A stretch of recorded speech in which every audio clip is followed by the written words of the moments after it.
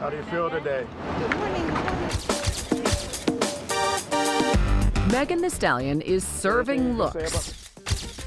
But instead of the red carpet, she's walking back into court. The rapper using tailored suits and eye-catching power dresses to send a message as she wages the latest legal battle in connection with the Tory Lanez shooting saga. Megan is absolutely sending a message through her fashion. She is telling everyone that she means business, and she is taking this with all the seriousness that it needs to be taken with. As the artist behind massive hits like Body and Savage, which won her a Grammy Award,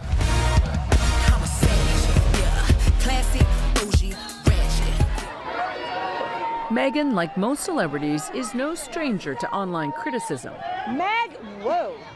But in the aftermath of the 2020 incident, when Tory Lanez shot her in the foot, as seen in this TMZ video, How you feeling today, Megan? and the explosive, headline-grabbing criminal trial that followed, Megan says that criticism has turned into a full-scale attack. Just because you have freedom of speech, that does not mean you have freedom to bully.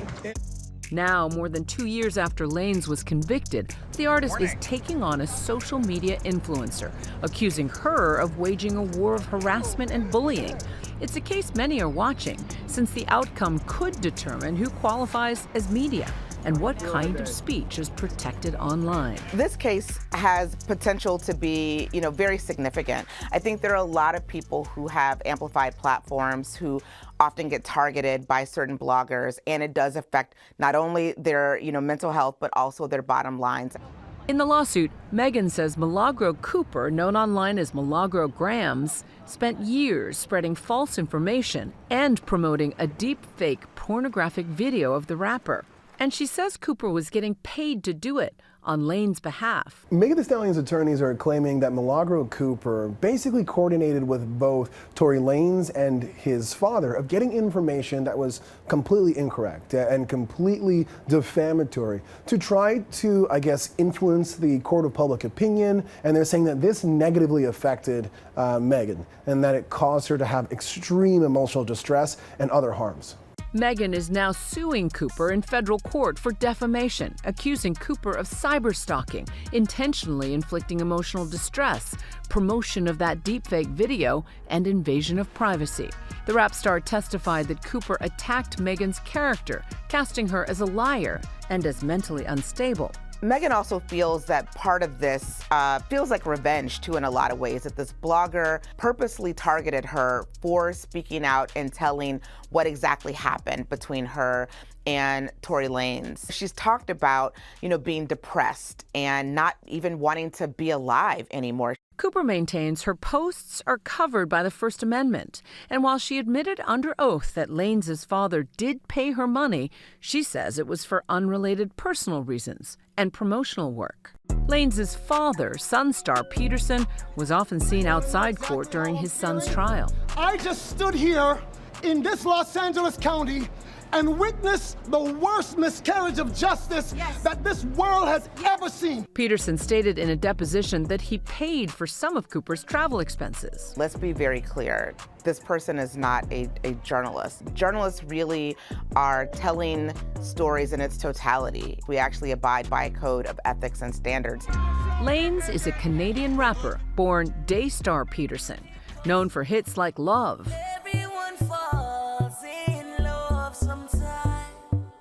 And Say It. The ordeal began in July 2020 when Megan was partying at Kylie Jenner's house with friends, shown here in an Instagram Live video. Also at the party, her friend, Tory Lanez. Megan, Tory, and another friend, Kelsey Harris, all reported that they left the party together. Lanez later texted Megan that he'd gotten too drunk. While they were in the car, an argument broke out. So I get out the car and it's like everything happens so fast. Here's what Megan told CBS's Gayle King happened next. And all I hear is this man screaming. He said, dance, and he started shooting. And I'm just like, oh my God. If I take the wrong step, I don't know if he can shoot something that's like super important. I don't know if he could shoot me and kill me. Like, were you afraid for your life at that time? I was really scared because I had never been shot at before. 5 shots rang out, This TMZ video shows the aftermath.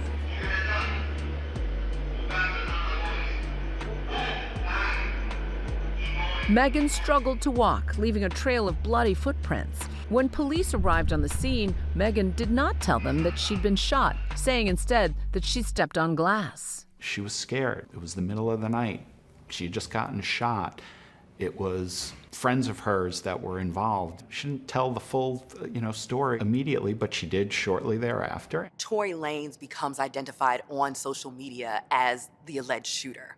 And almost immediately after that, fans of Tory Lanez and some other folks who I don't think who even knew who Tory Lanez were, but were certainly in the business of vilifying Megan Thee Stallion, began to push back on that narrative. Lanez was charged in the incident in October 2020. He stood trial in December of 2022. How you feeling today, Megan? Great. After years of speculation and rumors, the trial lasted only 11 days. When Megan took the stand, her voice cracked as she testified. "I wish he would have just shot and killed me if I knew I was going to have to go through this torture. This has messed up my whole life. I don't even want to be on this earth no more." The jury found Lanez guilty on 3 felony counts, including assault, carrying a loaded unregistered firearm in a vehicle, and discharging a firearm with gross negligence. He's now serving a 10-year prison sentence. I think when Tory was convicted and then later sentenced, it really felt validating for Megan. It felt like she was being listened to, and a court of law definitely believed her. What's going to be your final message to jurors today? She hopes this current jury believes her too. In this defamation trial, many of the rumors and misinformation spread over the years, even after Lanez's conviction, have been rehashed. Megan's team arguing that Cooper posted debunked statements on social media, including that Megan was not shot at all. They showed the jury Megan's medical x-rays. Cooper testified that she couldn't say that Megan lied, but that she did not believe Megan was shot. Cooper, through her own defense and on the stand, is saying that she's not defaming Megan, that instead she's giving her opinion based on the facts that she's been given, that she's a commentator, an entertainer, and this kind of mixed blend of what she calls new media, of an investigative reporter, but not really a reporter. That this isn't defamatory, but instead the new age of reporting information. Cooper's defense called the lawsuit claims overreach and said that her statements are true, her opinion, or clearly hyperbole, and not part of a coordinated harassment campaign. On the witness stand, Cooper also acknowledged she has spoken with Tory Lanez because she had hoped to have him on her show.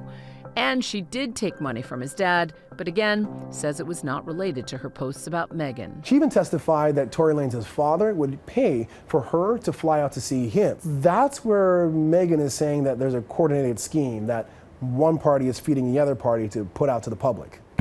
Lanez is not named as a defendant in the lawsuit, but he was asked to give a deposition before the trial. His attorneys have not returned ABC News' request for comment on this case. As the trial winds down and the jury gets ready to deliberate, the public now waits to find out how the verdict could have a ripple effect across all social media and online platforms. This probably isn't a case about a celebrity and an influencer. As we move further and further into the age of social media, and everyone with a microphone and a good camera could be an influencer in one way, shape, or form, the question becomes, what can be said about another person? Where is the line? What's opinion? What's fact? And how can that be presented to an audience? Because at the end of the day, there's a difference between having an opinion and defaming someone.